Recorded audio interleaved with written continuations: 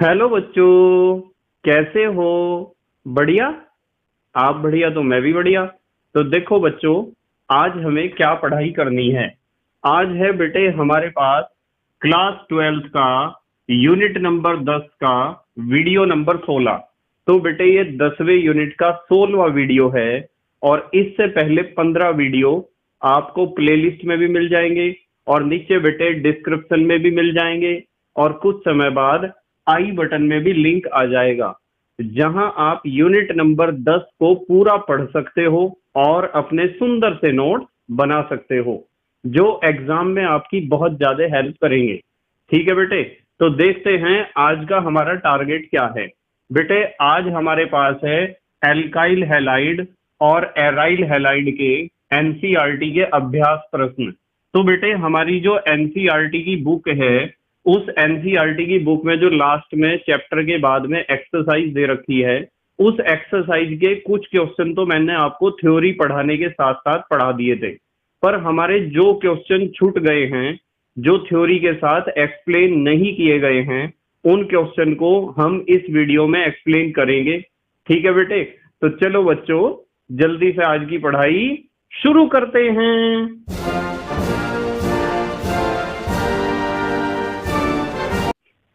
तो बेटे सबसे पहले हम देखेंगे अभ्यास का क्वेश्चन नंबर 4। अभ्यास का चौथा क्वेश्चन हमें सबसे पहले देखना है।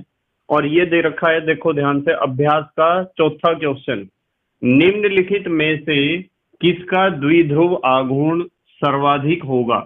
ये तीन यौगिक बेटे दे रखे हैं। एक तो दे रखा है CH2Cl2, जिसे आप कहते हो डाई क्लोरोमीथेन। और एक दे रखा है बेटे CHCl3, जिसे आप कहते हो क्लोरोफॉर्म या ट्राई क्लोरोमीथेन भी कह सकते हो।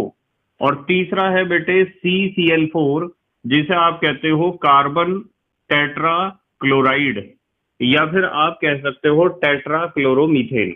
हमें बताना है कि तीनों में से किस यौगिक का द्विध्रुव आघूर्ण सबसे ज्यादा होगा। ठीक है बेटे, समझ में आई बात। हमें बताना है तीनों में से किसका डाइपोल मोमेंट सबसे ज्यादा होगा। अब हम कैसे बताएंगे? हमें क्या करना है, तीनों यौगिकों की संरचनाएं बना लेनी है। संरचना सूत्र, स्ट्रक्चरल फार्मूला।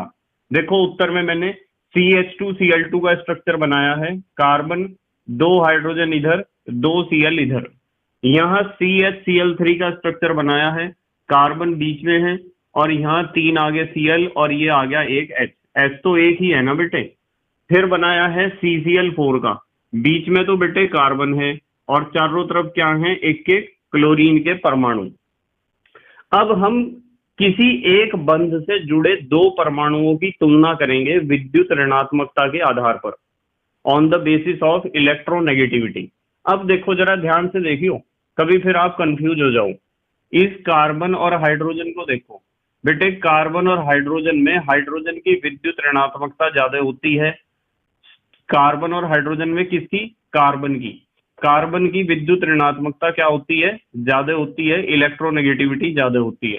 और जब कार्बन की विद्युत ऋणात्मकता ज्यादा है, तो इस बॉन्ड के दोनों इलेक्ट्रॉन किसकी तरफ ज्यादा आकर्षित होंगे? कार्बन की तरफ।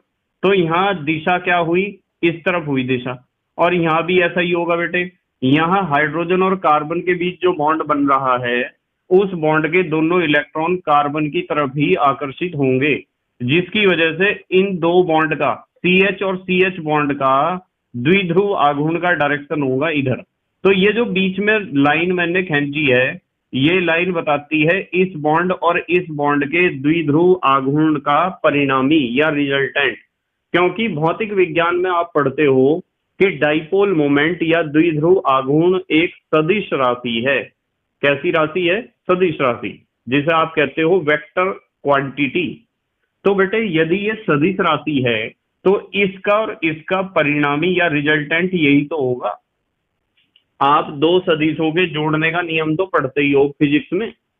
एक तो होता है त्रिभुज वाला नियम और एक होता है समांतर चतुर्भुज वाला नियम। ये दोनों नियम आप पढ़ते होंगे। मुझे तो ज्यादा ज्ञान है नहीं इसके बारे में, मैं थोड़ा सा आपको हिंट ही दे सकता हूँ।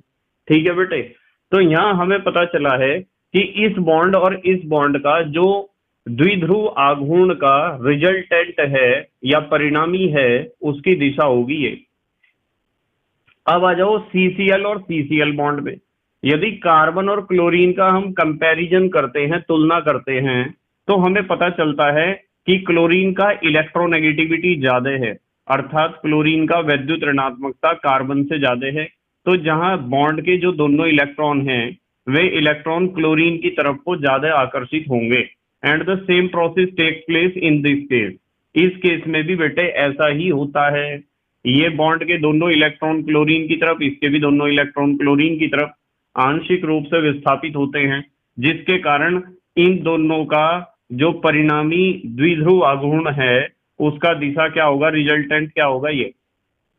तो CCl CCl और CH CH, इन सारे बॉन्ड्स का जो द्विध्रुव आघूर्ण है वो एक ही दिशा में है, इसलिए पूरे यौगिक का द्विध्रुव आघूर्ण म्यू 1.62 डिवाई अर्थात सबसे ज्यादा होता है। देखो इससे भी ज्यादा है और इससे भी ज्यादा है, तो सबसे ज्यादा जो द्विध्रुव आघूर्ण होगा वो इस वाले यौगिक का होगा। क्लियर होगी बात? यानी कि सबसे अच्छा द्विध्रुव होगा ये यौगिक, सबसे अच्छा डाइपोल होगा, क्योंकि इसका डाइपोल मोमेंट सबसे ज्यादा है। अब आ जाओ आप इस पे दूसरे यौगिक पे। आपको पता है बॉन्ड क्लोरीन की तरफ, यहाँ क्लोरीन की तरफ bond, because the electronegativity of chlorine is much higher than carbon. Carbon का वैद्युत ऋणात्मकता कम है, क्लोरीन का ज्यादा है। तो इस बॉन्ड और इस बॉन्ड के द्विध्रुव आघूर्ण का रिजल्टेंट इस तरफ होगा। मैंने यहाँ 2 लगाए हैं तीर के निशान, क्योंकि इसकी वैल्यू कुछ ज्यादा है इसके मुकाबले। और यहाँ बेटे क्लोरीन वाले बॉन्ड का द्विध्रुव आघूर्ण का डायरेक्शन ये है और इसका ये है। तो मुझे एक बात सोच के बताओ आप, इसका और इसकी यदि मैं तुलना करूं तो इसका वैल्यू ज्यादा है इसके मुकाबले, तो रिजल्टेंट तो लगभग इधर को ही बैठेगा। रिजल्टेंट परिणामी इधर को बैठेगा, इसका बेटे किधर बैठेगा, लगभग इधर। तो ये दोनों तो एक दूसरे को अपोज कर रहे, एक दूसरे के विपरीत हैं, पर इसका मान ज्यादा है और इसका मान कम है, तो जीतना तो इसे ही है, इसे ही जीतना है। पर यदि ये दोनों एक ही तरफ को होते तो शायद म्यू का मान ज्यादा होता, पर ये दोनों एक दूसरे का विरोध कर रहे, भले ही इसका मान ज्यादा है इसका कम है। तो आपको पता है ऐसे केस में हम करते हैं वेक्टर्स का अंतर, घटाते हैं वेक्टर्स को, सदिश राशियों को घटाते हैं। तो घटाने की वजह से इसका म्यू का मान आया 1.03 डिवाई। ये मान आप याद रख सकते हो तो याद कर लेना, ठीक है बेटे। हमें नॉर्मली आपको बस इन्हें ध्यान रखना है कि सबसे ज्यादा इसका है फिर इसका है। अब आ जाओ आप CCl4 पे। यदि CCl4 की बात करो तो CCl4 का संरचना तो संतुलित संरचना है, सिमेट्रिकल स्ट्रक्चर है। और जब इसका संरचना संतुलित है, इसका स्ट्रक्चर सिमेट्रिकल है, तो आपको पता चलता है कि इस बॉन्ड का bond pair of electron chlorine की तरफ इसका भी और इसका भी, तो इन दोनों का रिजल्टेंट इधर और इन दोनों का रिजल्टेंट इधर। तो ये दोनों रिजल्टेंट एक दूसरे के जस्ट अपोजिट डायरेक्शन में होंगे, पहली बात। और इनकी मात्रा या इनका जो परिणामी होगा वो भी बराबर होगा। मतलब इन दोनों का परिणामी ये है, इन दोनों का परिणामी ये है, दोनों की वैल्यू बराबर है, जस्ट अपोजिट है। तो दोनों वेक्टर एक दूसरे को बिल्कुल खत्म कर देंगे, और जब खत्म कर देंगे तो रिजल्टेंट जो इसका आएगा टोटल वो कितना आएगा, 0 डिवाई। कितना आएगा, 0 डिवाई। तो हमें पता चला है कि सबसे ज्यादा आघूर्ण इसका है, फिर इसका है और फिर इसका है। कारण मैंने आपको एक्सप्लेन कर दिए हैं क्यों, ठीक है। अच्छा एक बात है, ये थोड़े से तीनों के बारे में पॉइंट लिखे हुए हैं, देखो जरा ध्यान से। CH2Cl2 में चारों बंधों का आघूर्ण समान दिशा में होने के कारण सबसे अधिक होता है। मतलब इनका, इन दोनों का भी इस डायरेक्शन में है, इन दोनों का भी इस डायरेक्शन में, तो चारों बॉन्ड एक ही डायरेक्शन में मिलकर काम कर रहे, इसलिए आघूर्ण सबसे ज्यादा है CH2Cl2 का। फिर क्या बताया इसके बारे में, क्लोरोफॉर्म के। CHCl3 में 2 CCl बॉन्ड्स के आघूर्ण एक दिशा में, देखो CCl एक दिशा में, जबकि CH व CCl का आघूर्ण विपरीत दिशा में है। CH व CCl का कुल आघूर्ण विपरीत दिशा में, इसके तो विपरीत दिशा में है, जो पूर्ण रूप से एक दूसरे को निरस्त नहीं कर पाते हैं। पूर्ण रूप से निरस्त नहीं करेंगे तो इन्हें घटा के कुछ ना कुछ वैल्यू आएगी, इसलिए म्यू का मान कुछ ना कुछ आएगा 1.03 डिवाई। अब आ जाओ तीसरे पॉइंट पे, इस पे CCl4 जिसका आघूर्ण 0 आया है। CCl4 में चारों बंधों के आघूर्ण एक दूसरे को पूर्णतः निरस्त कर देते हैं, क्योंकि चारों के आघूर्ण बराबर हैं और उनके डायरेक्शन है जस्ट अपोजिट, इसलिए वे एक दूसरे के आघूर्ण को क्या कर देंगे, कैंसिल कर देंगे, खत्म कर देंगे। इसलिए CCl4 का कुल आघूर्ण कितना आएगा, 0 डिवाई आएगा। तो इस तरीके से आपको आघूर्ण की तुलना करनी है यदि एग्जाम में क्वेश्चन पूछा जाता है। कर लोगे तुलना? अब आ जाओ आप अगले स्टेप पे। देखो अभ्यास का 8वां क्वेश्चन है और बोर्ड के एग्जाम में कुछ सेट में ये क्वेश्चन आया था 2019 में और बच्चे परेशान हो गए थे।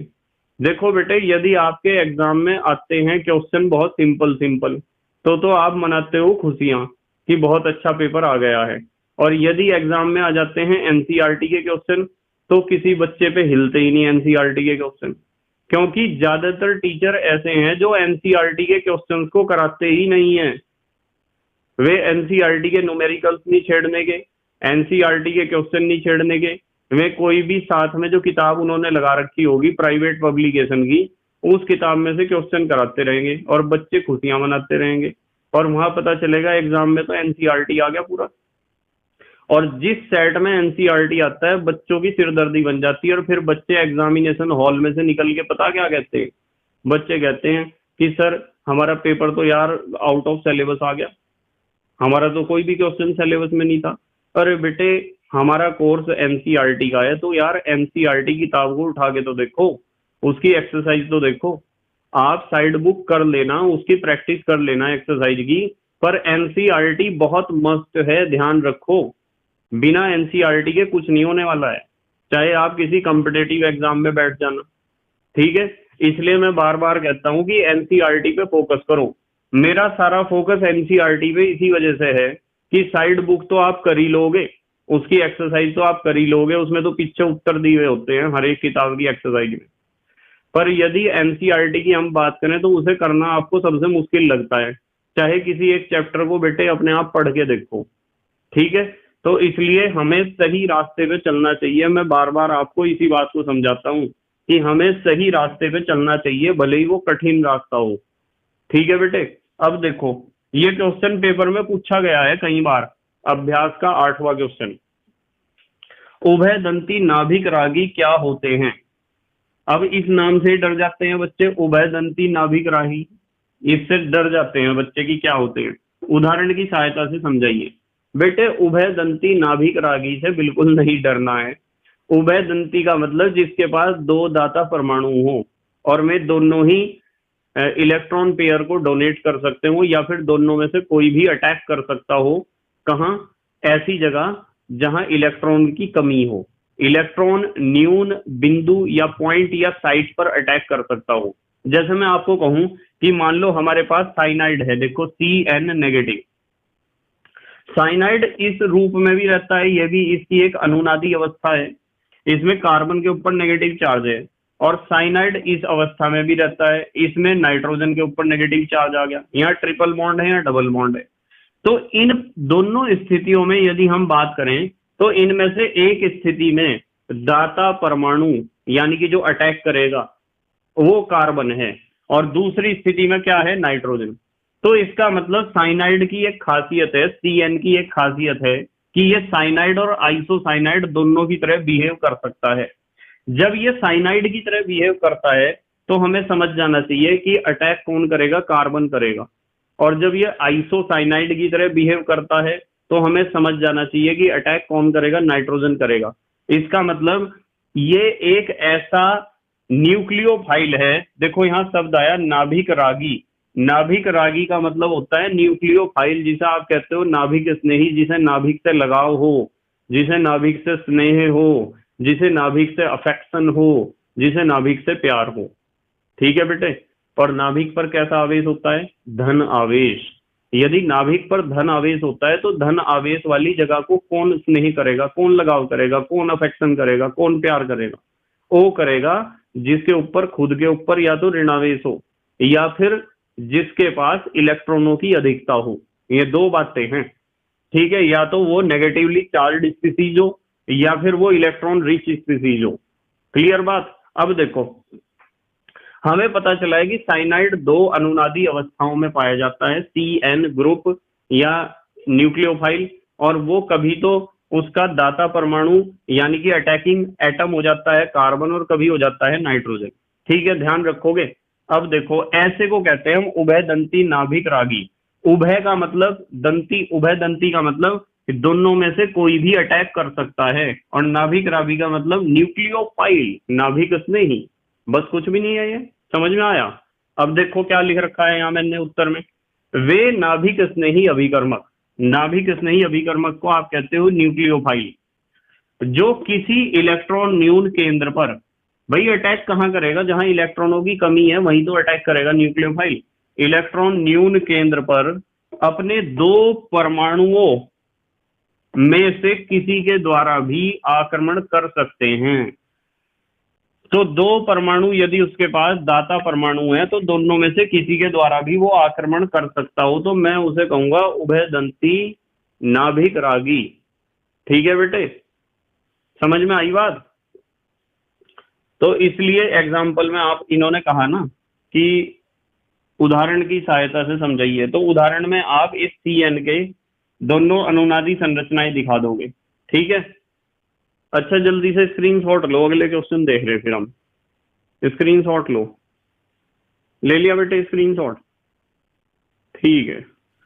देखो बेटे, अब देखेंगे हम अभ्यास का 9वां क्वेश्चन। ठीक है, देखो, निम्नलिखित प्रत्येक युग्मों में से कौन सा OH नेगेटिव के साथ SN2 अभिक्रिया में अधिक तीव्रता से अभिक्रिया करेगा। OH नेगेटिव या OH माइनस है एक न्यूक्लियोफाइल या नाभिक स्नेही, या आप कह सकते हो नाभिक रागी। तो इस नाभिक स्नेही या न्यूक्लियोफाइल के साथ कौन सा अच्छा रिएक्शन देगा, और कौन से वाला रिएक्शन, SN2 रिएक्शन।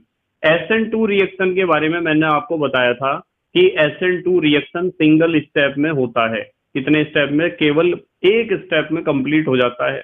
और इसमें क्या होता है कि न्यूक्लियोफाइल जो है आपका, जो OH नेगेटिव है इस क्वेश्चन में, ये न्यूक्लियोफाइल बैक साइड से अटैक करता है। कहां से अटैक करता है बेटे, बैक साइड से, विपरीत दिशा से, पश्चिम दिशा से आक्रमण करता है।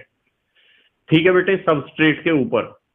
अब क्या होता है कि जब वो बैक साइड से अटैक करेगा, तो यदि वहां बैक साइड में स्टेरिक हिंड्रेंस ज्यादा होगा, यानी त्रिविम विन्यासी बाधा या भीड़ भड़ाका या क्राउडिंग ज्यादा होगा, तो ये OH नेगेटिव अर्थात न्यूक्लियोफाइल सरलता से अटैक नहीं कर पाएगा।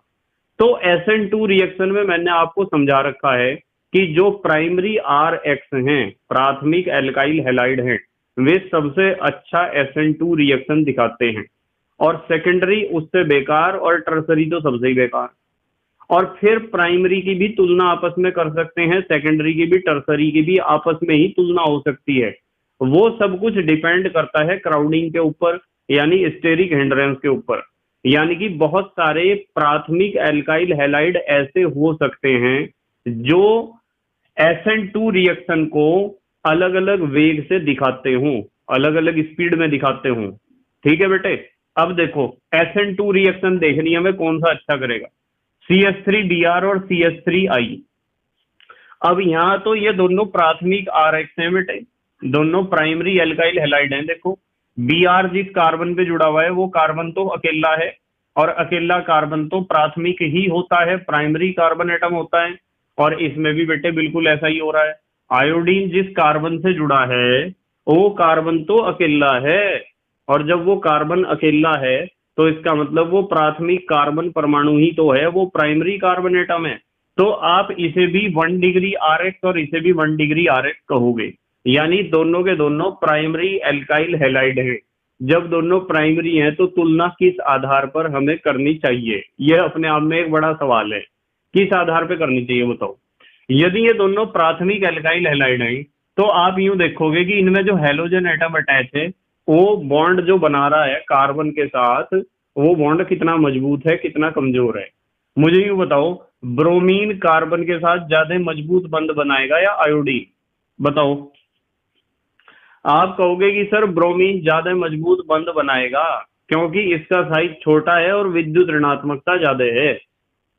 तो इसका मतलब ये वाला बॉन्ड ब्रोमीन का कार्बन से मजबूत है, आयोडीन का कार्बन से बनाया गया बॉन्ड है कमजोर। तो जब OH नेगेटिव यहाँ बैक साइड से अटैक मार के जुड़ेगा तो Br पहले छोड़ के भागेगा या I पहले छोड़ के भागेगा? Br नेगेटिव पहले छोड़ के भागेगा सबस्ट्रेट को या I नेगेटिव पहले छोड़ के भागेगा? आप कहोगे कि सर वो छोड़ के भागेगा जो कमजोर बॉन्ड बना रहा है। कौन बना रहा है कमजोर बॉन्ड? ये बना रहा है। इसका मतलब I पहले छोड़ के भाग जाएगा इसे। जब OH नेगेटिव का अटैक यहाँ हो जाएगा तो पहले ये छोड़ के भाग जाएगा, इसे छोड़ के भागने में कुछ टाइम लगेगा। इसका मतलब ज्यादा अच्छा SN2 रिएक्शन कौन दिखाएगा? CH3I। इस तरह का एक क्वेश्चन मैंने आपको पहले भी कराया है, या तो उदाहरण में या फिर पाठ्यनीति में।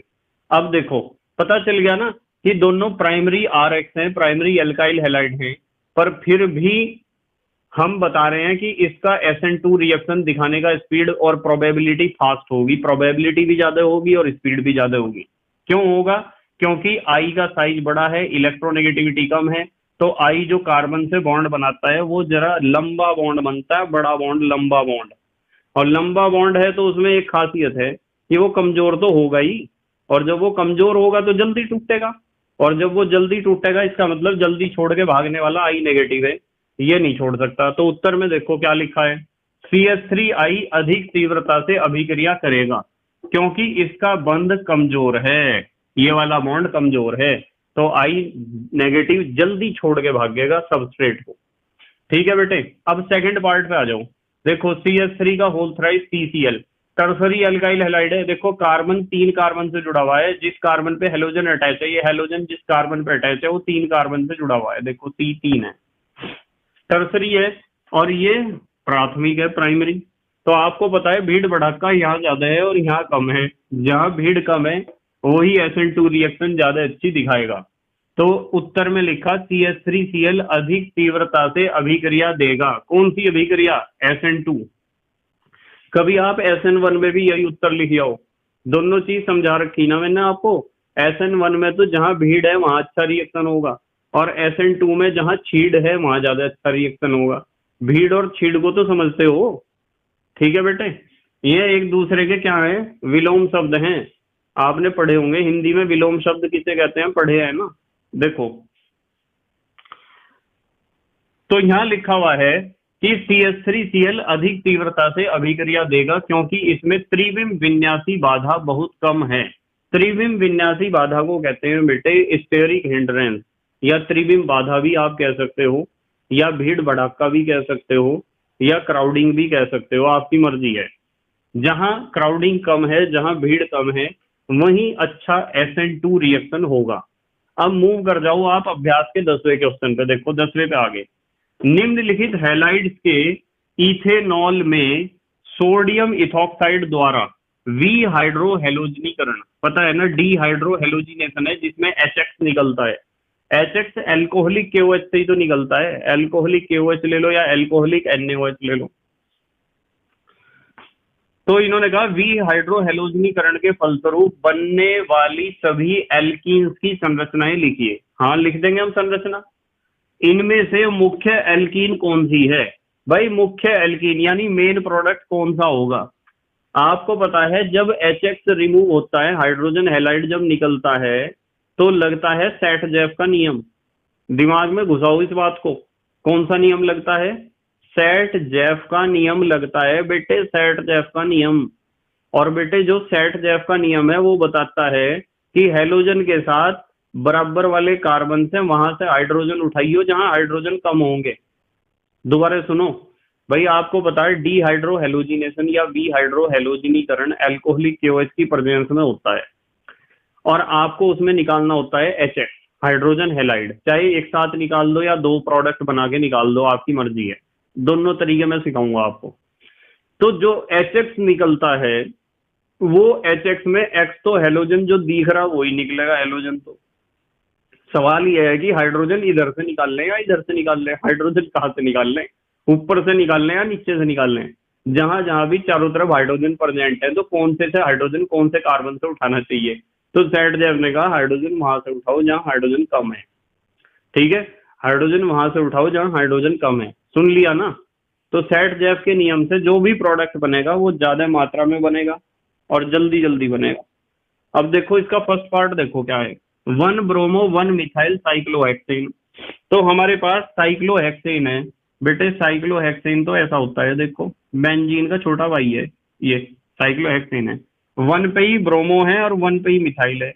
तो यहीं तो मैं ब्रोमो जोड़ दूं, ये जोड़ दिया ब्रोमो और वहीं जोड़ दिया मिथाइल। लो ये हो गया आपका 1 पे ही 1 2 3 4, यहीं से नंबरिंग शुरू करोगे, 1 पे ही ब्रोमो है 1 पे ही मिथाइल है, 1 ब्रोमो 1 मिथाइल साइक्लोहेक्सेन। अब इन्होंने कहा है हमें निम्नलिखित हैलाइड के इथेनॉल में सोडियम इथॉक्साइड, इसे बेटे हमें पता क्या करना है, एक तो लेना है इथेनॉल C2H5OH और एक लेना है क्या, सोडियम इथॉक्साइड C2H5O, देखियो इथॉक्साइड ग्रुप है और ये सोडियम जोड़ दिया। तो आपको क्या करना है कि इसे गर्म करना है इसकी उपस्थिति में, ठीक है। तो जब आप इसे गर्म करोगे तो क्या होगा, होगा ये अल्कोहलिक KOH की तरह या NaOH की तरह ही बिहेव करेगा। किसकी तरह, NaOH की तरह, अल्कोहलिक, ठीक है, ये अल्कोहल है ना बेटे। अब क्या होगा कि यहां से आपको पता है इस कार्बन एटम को देखो, इस कार्बन एटम पे Br है, ठीक है, हमें पता है HBr इसमें निकलना है, ये लिख दिया मैंने HBr, क्योंकि यहाँ रिएक्शन हो रही है वी हाइड्रो हेलोजनीकरण, हाइड्रोजन हैलाइड का बाहर निकलना, वी माने बाहर निकलना, अलग होना, पृथक होना, हाइड्रो हेलोजन का, हाइड्रोजन हाइड्रो हेलोजन ही तो है, देखो हाइड्रोजन हैलाइड नहीं है, तो जब भी तो इसका नाम है वी हाइड्रो हेलोजनीकरण या डी हाइड्रो हेलोजिनेशन, क्योंकि हाइड्रोजन हैलाइड यहाँ रिमूव होता है एक सरल अणु के रूप में। इस अभिक्रिया को कहते हैं विलोपन अभिक्रिया। जैसे आपके पास मान लो कोई रासायनिक पदार्थ है, कार्बनिक पदार्थ मान लो, उस कार्बनिक पदार्थ को यदि आप कंसंट्रेटेड H2SO4 के साथ गर्म करोगे ना, सांद्र सल्फ्यूरिक अम्ल के साथ, तो उसमें से क्या निकलेगा बताओ, उसमें से निकलेगा बेटे H2O निकलता है उसमें से, और इस रिएक्शन को कहते हैं डिहाइड्रेशन या निर्जलीकरण। तो जहां पानी निकल रहा निर्जलीकरण या डिहाइड्रेशन। यदि आपने किसी कार्बनिक पदार्थ को कॉपर सिल्वर गोल्ड में किसी के साथ भी गर्म कर दिया कॉपर के साथ, तो उसमें से हाइड्रोजन गैस निकलेगी, और हाइड्रोजन निकल रही है तो उसे कहते हैं विहाइड्रोजनीकरण या डिहाइड्रोजिनेशन। तो इसी तरीके से यदि अल्कोहलिक KOH के साथ आपने गर्म कर दिया, या फिर यह है आपका इथाइल अल्कोहल और सोडियम इथॉक्साइड के साथ आपने गर्म कर दिया, तो भी HX निकलेगा, और HX निकलेगा तो HX का मतलब हाइड्रोजन हैलाइड निकल रहा है, इसलिए इसे कहते हैं वी हाइड्रो हेलोजनीकरण, क्योंकि हाइड्रोजन हैलाइड निकल रहा है इसमें, डिहाइड्रो हेलोजिनेशन। अब सवाल ये है जी, हमें Br तो यहाँ नजर आ रहा है, Br तो यहाँ से निकाल देंगे, इस कार्बन से ही तो निकाल रहे हैं हम Br। अब यूं बताओ H कहाँ से निकालना, H यहाँ से निकाल लूं इस कार्बन पे से, या इनमें से कि कोई से कार्बन पे से निकाल लूं, चलो कोई से भी, ये दोनों तो सेम ही है भाई। ये वाला कार्बन ये कार्बन पता क्यों सेम है, क्योंकि आपको पता है इसके पास भी कितने हाइड्रोजन है, 2। भाई ये कार्बन ने कितने बॉन्ड दिखा रहा आपको, एक और एक, 2 बॉन्ड तो नजर आ रहे, तो 2 बॉन्ड की तो कमी है इसके पास। वे 2 बॉन्ड की कमी कौन पूरी कर रहा होगा, हाइड्रोजन ही तो कर रहा होगा उस कमी को पूरा। यहाँ आपको पता है कि इस कार्बन पे 2 हाइड्रोजन है और इस कार्बन पे कितने हाइड्रोजन है, 3। सुनियो ध्यान से, यहां से तो Br निकलना, ये तो निकल गया Br, अब H यहां से भी निकल सकता है और यहां से भी निकल सकता है। अब एक वैज्ञानिक थे जिनका नाम था सेटजेफ, नाम तो सुना होगा, ठीक है, सेटजेफ का नाम सुना या नहीं, पहले पढ़ाया मैंने आपको पहली वीडियोज में। तो सेटजेफ ने कहा कि हाइड्रोजन वहां से उठाइए जहां कम होंगे। देखो कार्बन यहां से Br उठा लिया, हाइड्रोजन यहां से उठाऊं तो यहाँ 3 है, हाइड्रोजन यहां से उठाऊं तो यहाँ 2 है, तो जहां 2 है वहीं से तो उठाऊंगा, यहां से उठाऊंगा मैं H और यहां से उठाऊंगा Br। देखो ये आ गया आपका साइक्लोहेक्सेन, यहां से Br उठाऊंगा, यहां से H उठाऊंगा, तो बीच में डबल बॉन्ड नहीं आ जाएगा। आपको पता है जब 2 चीज उठाई जाती हैं एक बॉन्ड के दोनों तरफ से, एक इधर से एक इधर से, तो बीच में बॉन्ड बढ़ जाता है जिससे संयोजकता संतुलित रहे, संयोजकता या वैलेंसी में कोई दिक्कत ना आए। तो यहाँ डबल बॉन्ड आ जाएगा और बेचारा CH3 है ये ऊपर, CH3 तो जो का तू है। एक तो प्रोडक्ट ये बनेगा आपका, ठीक है बेटे। दूसरा प्रोडक्ट ये तो सेट जेफ के नियम से बनेगा, ज्यादा बनेगा, अधिक मात्रा में बनेगा। इन्होंने यूं भी तो पूछा ना कि फलस्वरूप बनने वाली सभी एल्कीन्स की संरचनाएं लिखिए। सभी का मतलब जो कम मात्रा में बनेगा उसे भी बताओ। तो कम मात्रा में वो बनेगा कि Br यहां से उठाया और H उठाया यहां से, तो क्या बनेगा बेटे, ये प्लस करके लिख दूं मैं, तो ऐसा ही तो बनेगा। देखो Br उठा लिया H, तो बीच में डबल बॉन्ड आ जाएगा। क्या लिखूं ऊपर, CH2 ही तो लिखा जाएगा बेटे। तो ये दो तरह के प्रोडक्ट का मिक्सचर बनेगा। ये पहला वाला जो है इसका नाम है 1 मिथाइल साइक्लोहेक्सीन।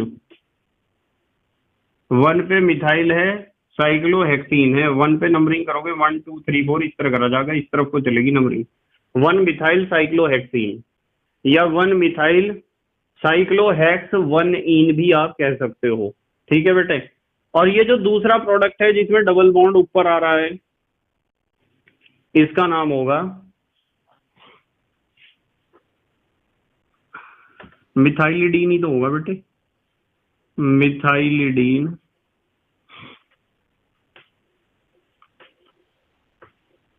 साइक्लोहेक्सेन और मिथाइलिडीन साइक्लोहेक्सेन, ठीक है। बस एक बात ध्यान रखनी है आपको, यह ध्यान रखनी कि ये तो सेट जेफ के नियम से बना है, तो ये तो बनेगा अधिक मात्रा में या मुख्य उत्पाद है, ठीक है। कहाँ कहाँ लिखा था इन्होंने, इनमें मुख्य उत्पाद अधिक है जो वही मुख्य है, आप मुख्य लिख लेना इसे, मेन प्रोडक्ट। और ये जो है ये क्या बनेगा, नीचे लिख दूं यही, ये बनेगा कम मात्रा में, कम कह दो या अल्प कह दो या सह उत्पाद कह दो। तो दो तरह के प्रोडक्ट का मिक्सचर बनेगा, ये चीज आपको पता होनी चाहिए स्पष्ट रूप से। अच्छा जल्दी से स्क्रीनशॉट लो, अगले पार्ट करा रहा इसी के में, फर्स्ट पार्ट था ना ये, ले लिया बेटे स्क्रीनशॉट, ठीक है। अब है बेटे 2 क्लोरो 2 मिथाइल ब्यूटेन, इसके ऊपर देखना C2H5OH और C2H5ONA का रिएक्शन किस तरह होगा। देखो 2 क्लोरो 2 मिथाइल ब्यूटेन, ब्यूटेन का मतलब कितने कार्बन है, 4, 1 2 3 और 4 हो गए। अब ये कह रहे 2 पे ही क्लोरो है, 2 पे ही मिथाइल है, तो इधर से नंबरिंग करोगे 2 यही तो बैठेगा। 2 पे ही क्लोरो है, ये जोड़ दिया, और 2 पे ही है मिथाइल, ये जोड़ दिया, ठीक है। 2 क्लोरो हो गया, 2 मिथाइल हो गया, ब्यूटेन हो गया। हाइड्रोजन पूरे कर दो। अच्छा आप इस पे कितने हाइड्रोजन जुड़ेंगे, 3, इस पे तो एक भी नहीं जुड़ेगा, इस पे 2 जुड़ेंगे और इस पे जुड़ेंगे 3। इसके ऊपर रिएक्शन करके देख रहे चलो, किसका रिएक्शन देखेंगे, एक तो C2H5ONA का और ऑब्लिक C2H5OH, यही तो देखना रिएक्शन कर। आपको पता है कि क्या निकलना है, Cl है ना, यहाँ निकलना है HCl, और किसके नियम से निकलना है, सेट जेफ के नियम से निकलना है। जो सेट जेफ के नियम से प्रोडक्ट बनेगा वो ज्यादा मात्रा में बनेगा, और जो दूसरा प्रोडक्ट बनेगा वो कम मात्रा में बनेगा, ठीक है बेटे। तो देखो HCl निकलना है, तो Cl तो यहाँ से उठा लिया। अब सवाल है कि H कहाँ से उठाऊं, H यहाँ से उठाओगे 3 हाइड्रोजन, यहाँ से उठाओगे 3 हाइड्रोजन, यहाँ से उठाओगे 2 हाइड्रोजन। तो सेट जेफ तो यूं कह रहा कि जहां हाइड्रोजन कम है वहां से उठा लो।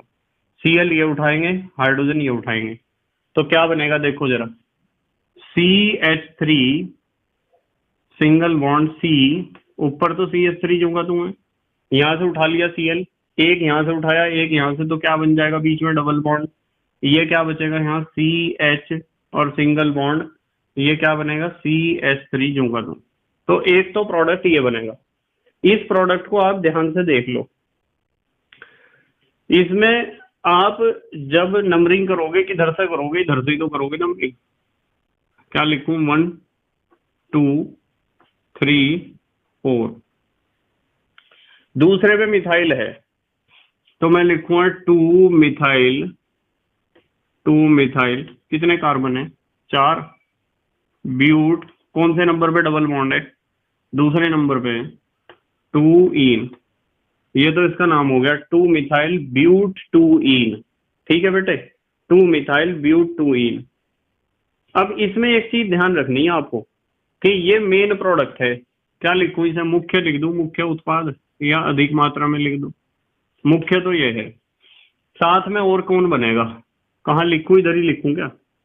साथ में बनेगा, ये प्लस करके लिख रहा मैं, Cl तो ये उठाना, इसे उठा लो या इसे उठा लो, कहीं से भी H उठा लो, मान लो इधर से उठा रहे हैं हम H, तो क्या बनेगा बताओ? यहाँ क्या बचेगा?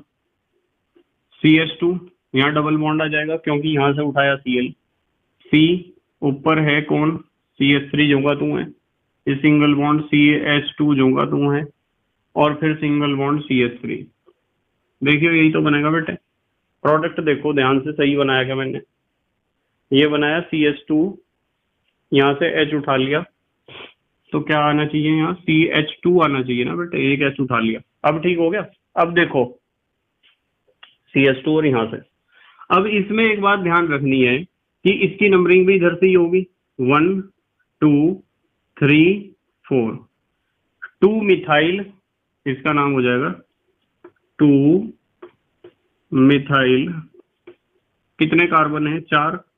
ब्यूट, पहले नंबर पे डबल बॉन्ड है 1ईन, और ये क्या होगा? कम मात्रा में बनेगा। यहाँ लिख दिया मैंने, आप अपनी कॉपी में सही तरीके से लिख लेना। तो मुख्य उत्पाद वो है और कम मात्रा में ये बनेगा। ठीक है, 2 मिथाइल ब्यूट 1ईन। इस तरीके से आप सेकंड पार्ट को सॉल्व करोगे इसके। अब देख रहा मैं थर्ड पार्ट क्या है। थर्ड पार्ट यहाँ लिख रहा मैं, थर्ड पार्ट। थर्ड पार्ट है 2 2 3 2 2 3 tri methyl 3 bromopentane. Tri methyl 3 bromopentane. ये कैसा नाम लिखा है इन्होंने? किताब वालों ने गलती कर दी, मुझे लगे अलग है ये। क्योंकि देखो मिथाइल पहले लिख रखा है इन्होंने, ब्रोमो बाद में लिख रखा है, अल्फाबेटिकल ऑर्डर में तो नहीं लिखा। ये होना चाहिए था 3 ब्रोमो 2 2 3 ट्राई मिथाइल पेंटेन। ये ब्रोमो वाला पूर्व लगन पहले आना चाहिए था और मिथाइल वाला बाद में जाना चाहिए था। चलो खैर कोई बात नहीं है। देखो चलो कितने हैं? पेंटेन माने 5 कार्बन है, 5 कार्बन बना रहे हम, 1 2 3 4 और 5, ये बन गए 5 कार्बन। नंबरिंग इधर से ही मान के चलूंगा मैं, 1 2 3 4 5 इस तरह। 2 2 3 ट्राई मिथाइल, 2 2 3 ऐसे ही तो होगा बेटे, दूसरे पे और तीसरे पे मिथाइल है तो ये लिख दिया CH3 और CH3। 2 2 3 ट्राई मिथाइल कर दिए, 3 ब्रोमो, तीसरे पे ही यहाँ क्या है? ब्रोमो। पहला दूसरा तीसरा क्या है? ब्रोमो। और पेंटेन माने 5 कार्बन है। हाइड्रोजन पूरे कर दो आप, यहाँ 3, यहाँ कुछ नहीं, यहाँ कुछ नहीं, यहाँ 2 और यहाँ 3। इसके ऊपर रिएक्शन करके देख रहे। चलो किसका रिएक्शन करना है? हमें रिएक्शन करना है C2H5ONA और C2H5OH। ठीक है, आपको पता है यहाँ Br नजर आ रहा तो HBr निकलेगा, तो मैं लिखूंगा -HBr। लिख लिया। अब ब्रोमीन तो यहाँ से उठा दिया, ब्रोमीन तो यहाँ से उठा लिया। अब हाइड्रोजन यहाँ से उठाऊं CH2 पे से या CH3 पे से? आप एकदम समझ गए होंगे, आपको नाम याद आया होगा सैटजेफ का। सैटजेफ ने कहा था हाइड्रोजन वहां से उठाओ जहां कम है। हाइड्रोजन यहाँ 2 है और यहाँ 3 है, तो यहाँ से उठाएंगे हम। मेन प्रोडक्ट तो ये बनेगा। नीचे लिख रहा मैं मेन प्रोडक्ट, यहाँ ये इन दोनों के बीच में आ जाएगा डबल बॉन्ड। यहाँ तो है CH3 सिंगल बॉन्ड C, ऊपर भी CH3 है, नीचे भी CH3 है, और ये सिंगल बॉन्ड C है, ऊपर CH3 है, और बेटे यहाँ आ जाएगा ये डबल बॉन्ड, और फिर आ जाएगा ये CH, और फिर सिंगल बॉन्ड CH3। ये बना मेन प्रोडक्ट। अब जब ये मेन प्रोडक्ट बना है तो इस मेन प्रोडक्ट में एक बात आपको ध्यान रखनी है कि नंबरिंग किस तरफ से होगी, जिस तरफ से डबल बॉन्ड पहले दूसरे पे पड़ रहा इधर से दूसरे पे यहाँ पड़ रही है, तो ये सीनियर ग्रुप है, डबल बॉन्ड ज्यादा सीनियर है। नंबरिंग 1 2 3 4 और 5 यूं करोगे नंबरिंग आप। अब बताओ मिथाइल कहाँ कहाँ आ रहा? 3 4 4 तीन जगह आ रहा मिथाइल, तो इसका नाम हो जाएगा, यहां से लिख रहा हूं मैं 3 4 4। कितने मिथाइल हैं? 1 2 3, तीन है। ट्राई मिथाइल कितने कार्बन है? 5। पेंट डबल बॉन्ड कौन से नंबर पे? दूसरे पे, 2 इन। ये है, क्या नाम है बेटे इसका? इसका नाम है 344 ट्राई मिथाइल पेंट 2 इन। और आपको पता है सेट-जेफ के नियम से बनाया है, तो ये होगा मुख्य उत्पाद या अधिक मात्रा में बनेगा या मेन प्रोडक्ट होगा। अब सवाल ये है जी दूसरा प्रोडक्ट क्या बनेगा?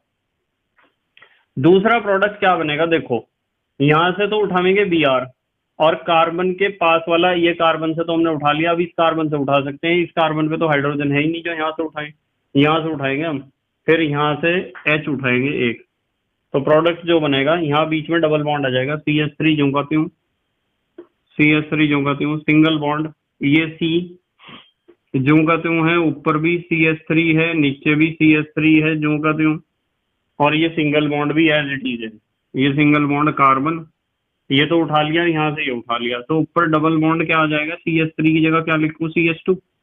ये सिंगल बॉन्ड CH2 जो का त्यों है, और ये सिंगल बॉन्ड है CH3। लो भाई ये प्रोडक्ट बना जो साइड प्रोडक्ट है। क्या है बेटे? साइड प्रोडक्ट, सह उत्पाद। और इस साइड प्रोडक्ट में एक चीज आप मुझे बताओ कि इसमें नंबरिंग किधर से करें हम? भाई यदि इसे श्रृंखला का हिस्सा बना दिया तो इसमें मुख्य क्रियात्मक समूह डबल बॉन्ड तो आया ही नहीं, तो आपकी चेन में डबल बॉन्ड होना चाहिए। यदि नंबरिंग 1 2 3 4 करूं तो 1 2 3 4 करोगे या 1 2 3 4 करोगे, एक ही बात है। आप एक काम कर लो 1 2 3 4 कर लो, क्योंकि ज्यादातर साइड चेन आ जाएंगी। 1 2 3 4। अब बताओ इसमें 1 2 3 4 जब आपने नंबरिंग करी तो साइड चेन कौन कौन सी आई? एक तो ये आई, इथाइल ग्रुप है, और एक ये मिथाइल है, एक मिथाइल है, तो पहले तो इथाइल को ही लिख दूं, दूसरे पे इथाइल, तीसरे पे 2 मिथाइल, तो यहां लिखूंगा मैं 2 इथाइल, यहां लिख रहा 2 इथाइल, दूसरे पे तो इथाइल आ गया ना, C2H5 है group. 3 3 di methyl, 3 3 di methyl, कितने कार्बन है? 1 2 3 4।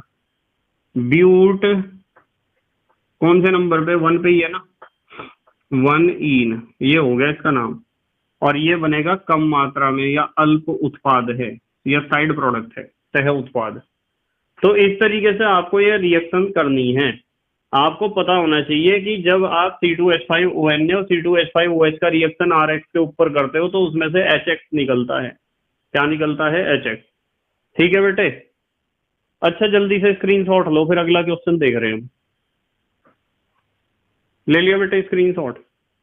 ठीक है बेटे, अब हम करेंगे अभ्यास का 11वां क्वेश्चन। ध्यान से देखेंगे, 11वें क्वेश्चन में कहा है निम्नलिखित परिवर्तन आप कैसे करेंगे।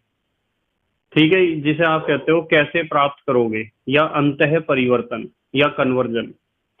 इसमें पहला दिया है इथेनॉल से ब्यूट 1 आइन। पहला दिया है, क्या दिया है बेटे? इथेनॉल, इथेनॉल से क्या बनाना है? इथेनॉल से बनाना है ब्यूट 1 आइन। इथेनॉल से ब्यूट 1 आइन बनाना है। तो ध्यान से देखियो जरा, इथेनॉल तो पता है, इथेनॉल से ब्यूट 1 आइन बनाना है।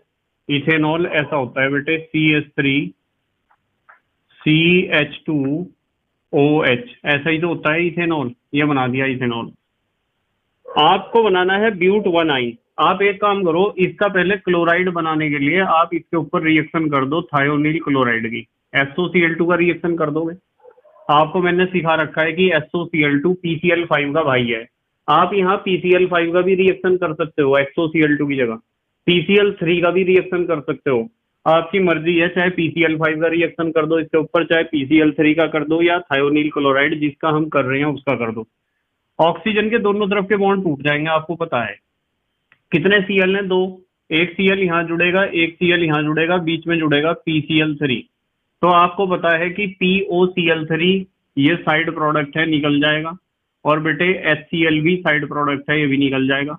मेन प्रोडक्ट आएगा CH3 single bond CH2 single bond Cl, यानी कि ये हमारे पास बन गया है इथाइल क्लोराइड। ठीक है बेटे, अब हम क्या करेंगे, इसे बदलना है ब्यूट 1 आइन में। तो आप एक काम करो, इसके ऊपर रिएक्शन कर दो, CH ट्रिपल बॉन्ड 4 होगी ना, CNA का, इसका रिएक्शन कर दो, CH ट्रिपल बॉन्ड CNA का। ठीक है, एसिटिलीन के ऊपर सोडियम का रिएक्शन हमने कर रखा है। यहाँ देखो, CH ट्रिपल बॉन्ड CH होता तो एसिटिलीन होता, तो एसिटिलीन का सोडियम साल्ट है ये बेटे। क्या है? एसिटिलीन का सोडियम साल्ट। तो यहाँ क्या होता है कि यहाँ से तो Na निकल जाता है और यहाँ से निकल जाता है Cl, ये निकल गया -NaCl। ये वाला C यहाँ जुड़ेगा आगे, ये बनेगा CH3 सिंगल बॉन्ड CH2 जुगा तू, और CH2 के बाद क्या आएगा, फिर सिंगल बॉन्ड C, और C के ऊपर क्या है, ट्रिपल बॉन्ड, और फिर क्या है CH। अब बताओ, यूं बताओ, 4 कार्बन है ब्यूट, और पहले नंबर पे ट्रिपल बॉन्ड है तो आइन, ब्यूट 1 आइन। देखो ब्यूट 1 आइन ही तो बनाना था, तो ब्यूट 1 आइन है। तो इस तरीके से आप पहला कन्वर्जन करोगे। ठीक है बेटे, तो हमने जो मेन लिया था स्टार्टिंग में प्रोडक्ट, वो था इथेनॉल या इथाइल अल्कोहल भी आप कह सकते हो। और जो फाइनल प्रोडक्ट हमारे पास बन के आया है ब्यूट 1 आइन, आइन माने ट्रिपल बॉन्ड, ब्यूट माने 4 कार्बन पे पहले नंबर पे ट्रिपल बॉन्ड है। ठीक है बेटे, अब आ जाओ आप सेकंड पे, दूसरा देखें क्या दे रखा है इन्होंने।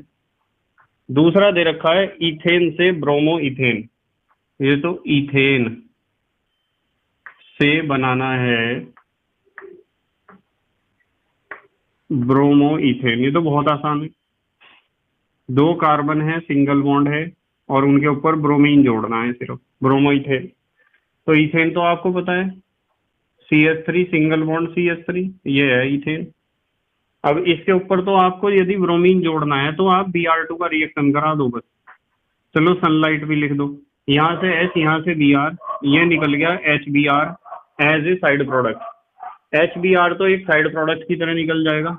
मेन प्रोडक्ट आएगा CH3 सिंगल बॉन्ड CH2Br।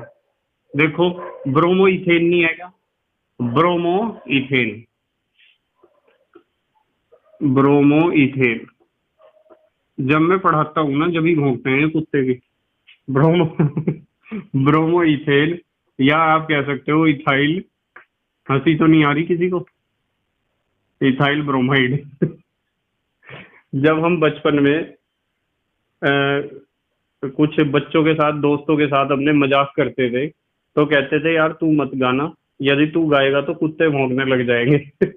तो मेरे साथ ऐसा ही होता है, जब भी मैं पढ़ाता हूँ, कहीं भी पढ़ा रहा हूँ, यदि कॉलेज में क्लास में भी पढ़ा रहा, तो जहाँ जैसे ही मैं पढ़ाना शुरू करूंगा, या तो वहाँ कुत्ते भौंकने लग जाएंगे, या फिर कोई सब्जी वाला आ जाएगा, आलू बेच, टमाटर बेच, टिंडे बेच, तो बस या तो सब्जी वाला आना है, या फिर एक अचार वाला होता है, अचार गुप्ता जी अचार वाले, वो आएंगे, कोई ना कोई आता ही रहता है, बहुत ज्यादा डिस्टरबेंस होता है। तो ये तो बन गया हमारा बेटे, ये इथेन से ब्रोमो इथेन हमें बनाना था, हमने बना लिया। ब्रोमो इथेन ही तो बनाया बेटे, इथेन से ब्रोमो इथेन, बहुत सिंपल है, सिंगल स्टेप है, ब्रोमीन का रिएक्शन करा है। अब तीसरे नंबर पे देखें क्या दे रखा इन्होंने। तीसरे नंबर पे दे रखा प्रोपीन से 1 नाइट्रो प्रोपेन। प्रोपीन, प्रोपीन तो पता है आपको, डबल बॉन्ड, प्रोपीन से 1 नाइट्रो प्रोपेन। प्रोपीन से बनाना है 1 नाइट्रो प्रोपेन, प्रोपीन से बनाना है 1 नाइट्रो प्रोपेन। तो प्रोपीन तो आप लिख दोगे, ऐसा ही तो होता है propene, CH3 single bond CH double bond CH2, यही तो प्रोपीन है। अब आप एक काम कर लो, कि इसके ऊपर रिएक्शन करा दो आप HBr का, अभी बना रहे 1 नाइट्रोप्रोपेन, पर HBr का रिएक्शन तो एक काम करो, आप पेरोक्साइड ले लो। पता है ना, यदि आप पेरोक्साइड की उपस्थिति में HX का रिएक्शन करते हो डबल बॉन्ड पे या ट्रिपल बॉन्ड पे, तो लगता है एंटी मार्कोनिकॉव्स रूल। पता है ना, एंटी मार्कोनिकॉव्स रूल कह दो या क्रास इफेक्ट कह दो, या फिर आप कह सकते हो पेरोक्साइड इफेक्ट। तो यहाँ क्या होता है, देखो प्लस माइनस है। प्लस माइनस क्या, वैसे तो आपको मैं एक बात बताऊं, सिखा रखा है सब कुछ, पर फिर भी बताऊं, यदि आप पेरोक्साइड नहीं लेते हो तो रिएक्शन एक अलग मैकेनिज्म से होता है, और यदि पेरोक्साइड लेते हो तो होता है फ्री रेडिकल मैकेनिज्म से। और फ्री रेडिकल मैकेनिज्म से होता है तो नेगेटिव पार्ट वहां जोड़ना जहां ज्यादा हाइड्रोजन है। मार्कोनिकॉफ तो यूं कह रहा था कि नेगेटिव पार्ट वहां जुड़ेगा जहां कम हाइड्रोजन है, और यहाँ नेगेटिव पार्ट वहां जुड़ेगा जहां क्या है, ज्यादा हाइड्रोजन। तो हमें जो है Br को, Br ही तो नेगेटिव है, तो Br तो जुड़ेगा यहाँ और हाइड्रोजन जुड़ेगा यहाँ। यदि मैं यहाँ पेरोक्साइड ना लेता तो ये वाला हिस्सा जिसे आप माइनस या प्लस चलो लिख लो, तो वो हिस्सा यहाँ जुड़ जाता, फिर हमारे पास आइसोप्रोपाइल ब्रोमाइड बनता। और आइसोप्रोपाइल ब्रोमाइड में जो ब्रोमीन है वो सेकंड नंबर पे जुड़ता, प्रोडक्ट चाहिए हमें 1 नाइट्रो, तो प्रॉब्लम हो जाती ना। इसलिए मैंने यहाँ पेरोक्साइड लिखा है। और पेरोक्साइड जब लिखा है तो पेरोक्साइड से यहाँ पेरोक्साइड इफेक्ट या एंटी मार्कोनिकॉव्स रूल लगेगा, प्रोडक्ट ये बनेगा CH3 सिंगल बॉन्ड CH2 और फिर सिंगल बॉन्ड ही तो बचेगा यहाँ CH2Br। ये नॉर्मल प्रोपाइल ब्रोमाइड बना। क्या बना बेटे, नॉर्मल प्रोपाइल ब्रोमाइड, या ब्रोमोप्रोपेन कह दो आप इसे। अब इसके ऊपर रिएक्शन करा दो आप बस। अब बेटे एक काम करो, आप इससे रिएक्शन करा दो, हमें चाहिए है 1 नाइट्रो। 1 नाइट्रो चाहिए है, तो आप एक काम करो, AgNO2 का रिएक्शन कराओ, तो AgBr निकल जाएगा, ये निकल जाएगा AgBr, और मेन प्रोडक्ट आ जाएगा CH3 CH2 और यहाँ जुड़ जाएगा NO2। तो ये बन गया आपका 1 नाइट्रोप्रोपेन, या नाइट्रोप्रोपेन भी कह सकते हो आप, या प्रोपाइल नाइट्राइट भी कह सकते हो। ठीक है बेटे। नंबर 4 देख रहे क्या है, चलो नंबर 4 है टोलुइन से बेंजाइल अल्कोहल। टोलुइन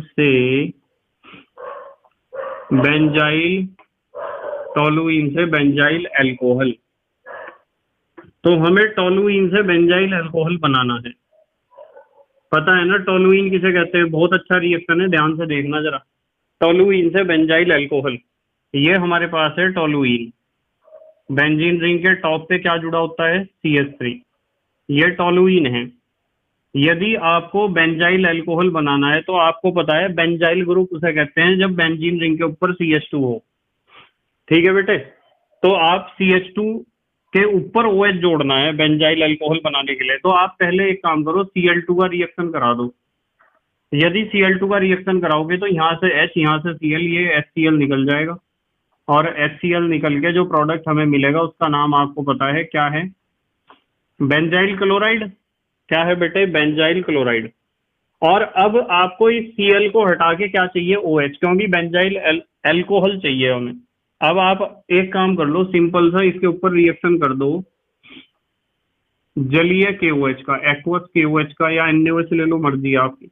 जब रिएक्शन करोगे तो यहाँ से Cl, यहाँ से K, ये निकल जाएगा KCl, और मेन प्रोडक्ट आपके पास आ जाएगा बेंजीन रिंग, ऊपर CH2 और फिर OH। ये बेंजाइल अल्कोहल है। क्या है बेटे, बेंजाइल अल्कोहल। तो आपको पता होना चाहिए, हमें टोलुइन से बेंजाइल अल्कोहल बनाना था, ये तो है टोलुइन। क्या है, टोलुइन।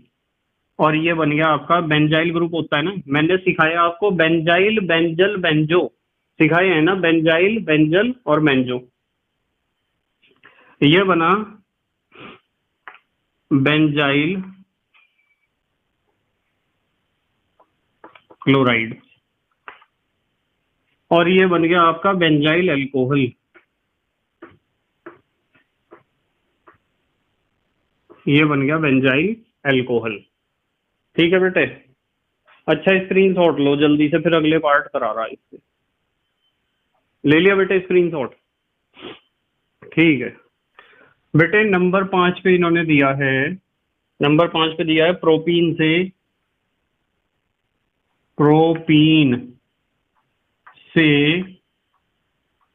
प्रोपाइन, यानी डबल बॉन्ड से ट्रिपल बॉन्ड, प्रोपीन से प्रोपाइन। ईन है ना, ईन आइन, प्रोप माने कितने कार्बन है? 3। प्रोपीन बना रहा पहले तो मैं, CH3 single bond CH double bond CH2, ऐसा होता है प्रोपीन। ठीक है बेटे, लिख दूं मैं यहाँ प्रोपीन। इससे बनाना है प्रोपाइन। तो प्रोपाइन बनाने के लिए आप एक काम करो, डबल बॉन्ड पे पहले Br2 का रिएक्शन कर लो। जब Br2 का रिएक्शन करोगे तो एक बॉन्ड टूट जाएगा, एक Br इधर जुड़ेगा, एक Br इधर जुड़ेगा, प्रोडक्ट आएगा CH3 single bond CHBr single bond CH2Br। पता है ना, 1,2 डाइब्रोमो प्रोपेन है ये। थोड़ा सा नाम लिखने की प्रैक्टिस करते रहा करो, जिससे आपको अच्छी प्रैक्टिस हो जाए। 1,2 डाइब्रोमो प्रोपेन। अब आप एक काम कर लो ना, ये जो 1,2 डाइब्रोमो प्रोपेन है, इसे गर्म कर दो आप एल्कोहलिक KOH के साथ या NaOH के साथ। मैं लिख दूं एल्कोहलिक KOH ही ले लूं। आपको पता है डिहाइड्रो हेलोजिनेशन करता है, ध्यान से देखना, H यहाँ से, Br यहाँ से, H यहाँ से, Br यहाँ से, यानी कि 2 HBr निकलेंगे, क्योंकि 2 Br है ना, 2 ही Br हैं, 2 ही H निकल जाएंगे। इसका मतलब 2 तो परमाणु यहाँ से H और Br, और यहाँ से भी H और Br निकलेंगे।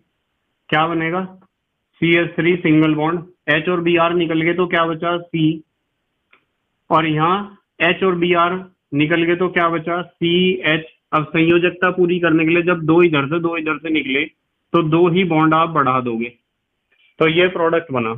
अब बताओ प्रोपाइन नहीं है क्या ये? प्रोप माने कितने कार्बन?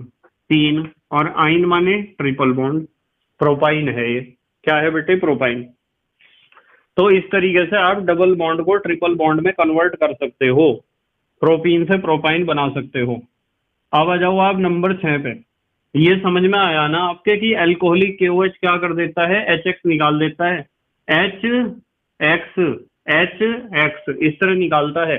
H यहाँ से एक कार्बन से तो उठाएगा हाइड्रोजन, और दूसरे कार्बन से उठाएगा Br।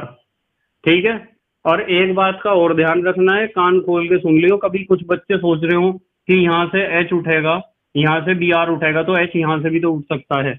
हाँ उठ सकता है, ऐसा भी प्रोडक्ट बनेगा जिसमें यहाँ डबल बॉन्ड और यहाँ डबल बॉन्ड आएगा, पर वो प्रोडक्ट कम मात्रा में होगा। ये जो प्रोडक्ट हमने बनाया है, इसमें इस Br के साथ तो इसी H के उठने की संभावना है, इसके साथ तो कोई दूसरी पॉसिबिलिटी हो ही नहीं रही। पर इस वाले Br के साथ ये वाला H भी उठ सकता है और ये वाला भी। तो यहाँ सेट-जेफ का नियम हमें कहता है कि Br या हेलोजन के साथ H वहां से उठाओ जहां H क्या हो? कम हो। यहाँ 2 हैं, यहाँ 3 हैं, तो यहीं से तो उठेगा सेट-जेफ के नियम से। तो जो ज्यादातर प्रोडक्ट ज्यादा मात्रा में बनेगा, मेन प्रोडक्ट जो होगा वो प्रोपाइन ही होगा। ठीक है बेटे, समझ में आई क्या बात? वैसे जो है प्रोप 1,2 डाई इन भी बनेगा, पर वो सह उत्पाद होगा, साइड प्रोडक्ट होगा, कम मात्रा में बनेगा। नंबर 6 पे आ जाओ चलो तुम, इथेनॉल से इथाइल क्लोराइड। इथेनॉल से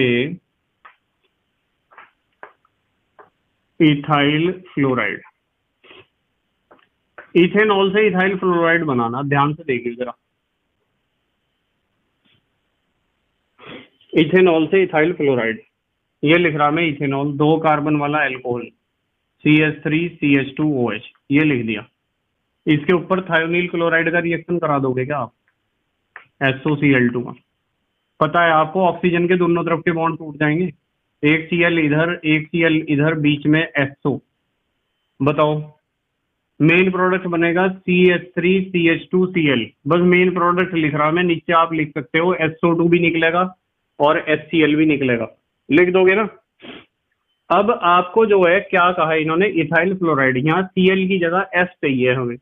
यदि Cl की जगह F चाहिए तो आप एक काम करो ना, इसका रिएक्शन Hg2F2 से कर दो, ठीक है, या HgF भी आप इसे लिखना चाहो तो लिख देना, एक ही बात है। हाफ Hg2F2 कर दियो, यदि संतुलन के चक्कर में पड़ोगे ज्यादा, मुझे पता है कि फ्लोरीन इसे हटा देगा यहाँ से, और यहाँ निकलेगा बन के Hg2Cl2, और यहाँ जगह किसकी आ जाएगी, ये जगह Cl की जगह कौन आ जाएगा, F, CH3CH2F, ये बनेगा प्रोडक्ट। देखो यहाँ एक बात ध्यान रखनी है, कभी आप गणित के हिसाब से यहाँ जोड़ लगाना शुरू कर दो, 2 फ्लोरीन थे जी, 2 फ्लोरीन आई, यहाँ तो एक ही है, तो आप यहाँ 2 कर लेना या फिर यहाँ हाफ कर लेना, यदि आपको इस तरह सोचना है। वैसे इस तरह सोचने की कोई जरूरत नहीं है। ऑर्गेनिक केमिस्ट्री में जो आप तीर के ऊपर नीचे लिखते हो उसे संतुलित करने की कोई आवश्यकता नहीं होती है। Hg2F2 को आप हाफ Hg2F2 लिख सकते हो यदि संतुलन के चक्कर में ज्यादा पढ़ना चाहते हो तो। अब आ जाओ, ये था छठा नंबर। नंबर 7 पे आ जाओ, मेरी तरफ ही ध्यान दीजिए जरा। ब्रोमोमीथेन से प्रोपेनॉन, ब्रोमो क्या है ये, ब्रोमोमीथेन,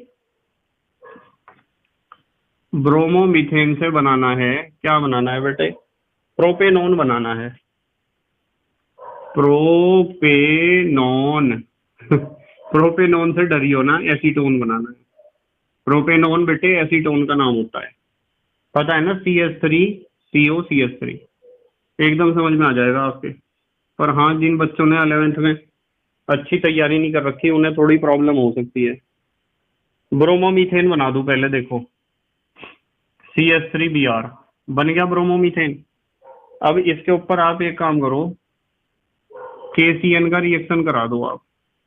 KCN का रिएक्शन करा दोगे तो साफ आपको नजर आ रहा होगा क्या निकलेगा, KBr साइड प्रोडक्ट निकल जाएगा, मेन प्रोडक्ट बन जाएगा CH3CN। ध्यान से देख लियो जरा, CH3CN मिथाइल साइनाइड या साइनोमीथेन। अब आप इसके ऊपर जो है रिएक्शन करा दो, एसीटोन CH3 होता है ना, CH3MgBr। एसीटोन में मुझे पता है CH3COCH3 होता है, इसलिए मैंने CH3MgBr का रिएक्शन कराया।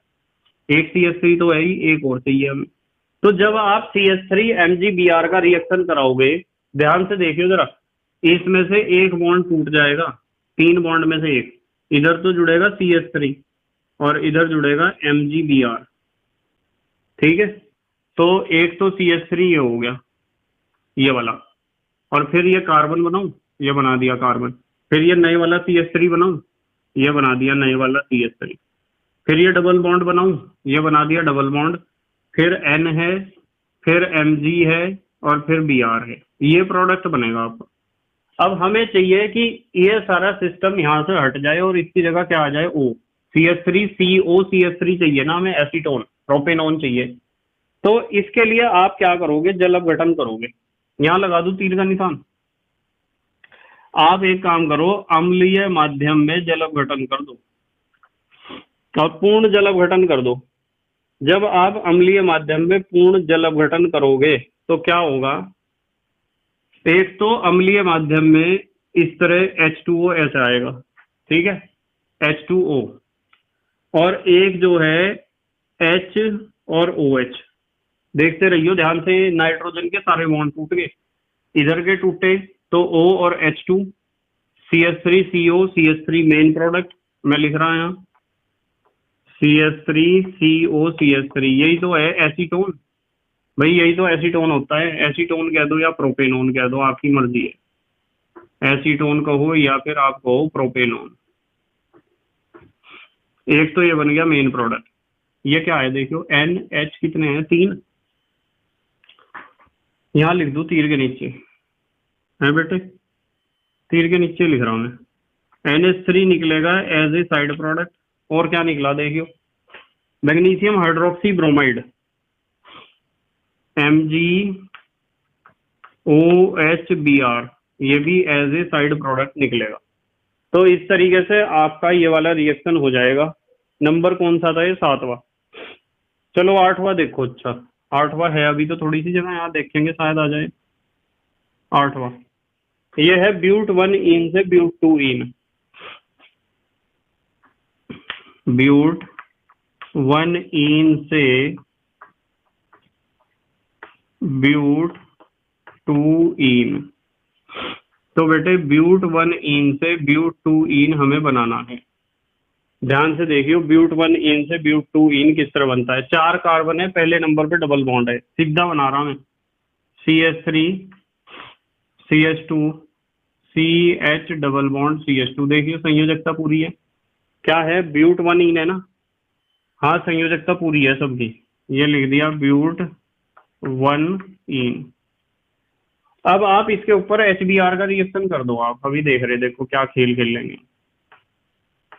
जब HBr का रिएक्शन करोगे, परऑक्साइड नहीं मैं लेने को कह रहा, मार्कोनिकॉव्स का रूल लगेगा। मार्कोनिकॉव्स, जब मार्कोनिकॉव्स रूल लगेगा तो नेगेटिव पार्ट कम हाइड्रोजन पे जुड़ेगा, यहाँ तो जुड़ेगा Br और यहाँ जुड़ेगा H। ठीक है बेटे, तो यहाँ बन जाएगा CH3 CH2 CHBr CH3 CH3 CH2, उसके बाद CHBr लिख दूं, CHBr और फिर लिखूं CH, क्या लिखूं 3। ये बन गया। क्या नाम है इसका बताइए जरा, कौन से नंबर पे ब्रोमो आ रहा, 1 2, दूसरे 2 ब्रोमो ब्यूटेन, 2 ब्रोमो ब्यूटेन।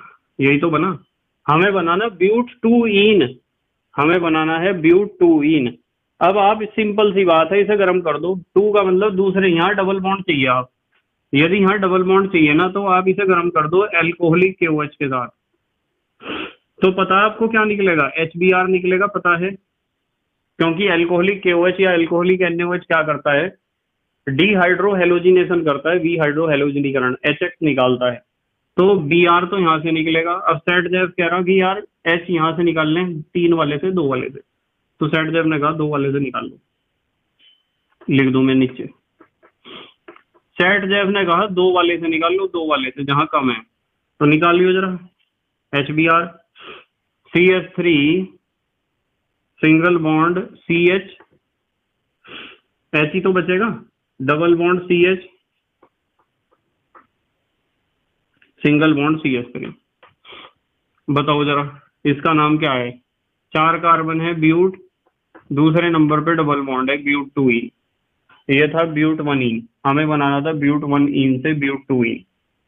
बताओ बन गया या नहीं बना, बन गया ना।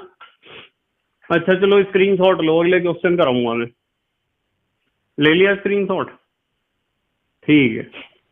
अब नंबर कौन सा है बेटे, 9 ही तो है, नंबर 9। नंबर 9 पे दे रखा है इन्होंने 1 क्लोरोब्यूटेन से N ऑक्टेन। 1 क्लोरोब्यूटेन से बनाना है N ऑक्टेन, यानी नॉर्मल ऑक्टेन, सीधी श्रृंखला वाला ऑक्टेन। 1 क्लोरोब्यूटेन से N ऑक्टेन बनाना है, बिल्कुल बन जाएगा, बहुत सिंपल है।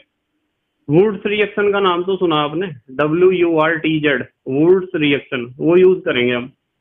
1 क्लोरोब्यूटेन, देखो CH3 CH2 CH2 CH2 Cl। देखो 1 क्लोरोब्यूटेन नहीं है, क्या है, 4 कार्बन है, पहले नंबर पे Cl है।